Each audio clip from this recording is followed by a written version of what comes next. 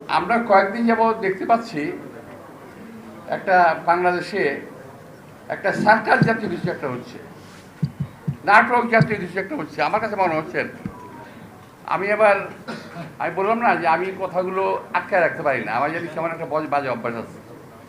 আমার সব কিছু সাজানো নাটক নাটক মনে হচ্ছে। এই কদিন আগে দেখলাম, আগে আমরা দেখতাম যে শেখ হাসিনা কিছু করার আগে একটা অপকর্ম কোথাও ঘটাতো, আমরা তখন বুঝতাম যে সে কিছু একটা ঘটনা ঘটাবে। তো একদিকে আমাদের দৃষ্টি নিয়ে যেত আর কাজটা দিক দিয়ে করতো। একটা গল্প বলি ছোট্ট করে, যদি আপনারা বুঝতে পারেন আর কি, যদি বুঝতে পারেন, সাংবাদিক ভাই বিশেষ করে বলছি। ইস্ট পাকিস্তান বক্সিং চ্যাম্পিয়ন একজন ছিলেন, নাম ছিল রহমতুল্লাহ।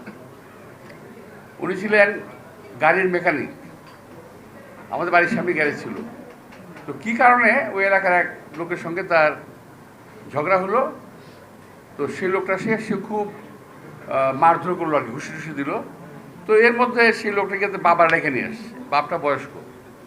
আসার পরে ও বাপটা ঢাকা বেঠে বলতেছে, ভাই বেটা আমার পোলারে মারছুসকে,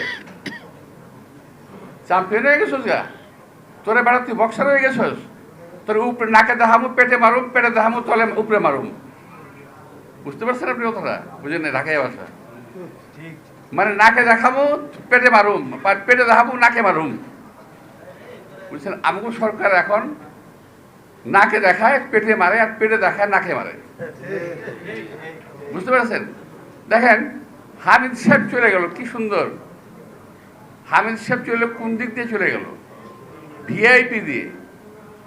পত্রপত্রিকা দেখলাম উনি নাকি গেঞ্জি পরে, লুঙ্গি পরে, মাস্ক পরে ভিআইপি দিয়ে গেছে। ভাই লুঙ্গি পরুক, গেঞ্জি পরুক, আর ল্যাংটা হয়ে যাক, ভিআইপিতে ঢুকলো কীভাবে? ভিআইপিতে ঢুকে কিভাবে?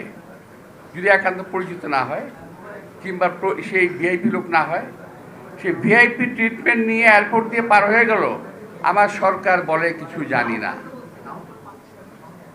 622 জন আওয়ামী লীগের লোক পার হয়ে গেল, এই সরকার বলে আমরা কিছু জানি না। জানেন কি? এই জানাটা খুব দরকার। আপনারা কি জানেন? এইটা আমাদের জানা দরকার। কি জানেন আপনারা? কিছুই জানেন না। তো এখন সেদিক থেকে নজর ফেরানোর জন্য আরও জানি কি ঘুরতেছে, আমার খুব সন্দেহ হচ্ছে আরও জানি কি কি ঘুরতেছে। নইলে শাহবাগের এই নাটক কেন হঠাৎ করে? যেই শাহবাগ আপনারা বন্ধ করেছেন, যে শাহবাগের এই এলাকাতে, এই সমস্ত এলাকাতে মিছিল মিটিং করা যাবে না, সেখানে সরকারের পৃষ্ঠপোষকতায় সরকারের দল এনসিপির লোকেরা ওখানে মিছিল মিটিং করে কিভাবে? আর কোন দাবিতে মিছিল মিটিং করলো? কি দাবিতে? দাবি জানি কি? আওয়ামী লীগ নিষিদ্ধ করতে হবে। তো আওয়ামী লীগ নিষিদ্ধ করতে না করছে কে ভাই? কে না করছে? বিএনপি না করছে? খুব চেষ্টা করছে চালানোর জন্য। বিএনপি নাকি আওয়ামী লীগকে কি করতে চায়? পুনর্বাসিত করতে চায়। আমাকে বড় ঠেকা পড়ে গেছে ভাই, বিএনপি আওয়ামী লীগের পুনর্বাসিত করতে বড় ঠেকা পড়ে গেছে।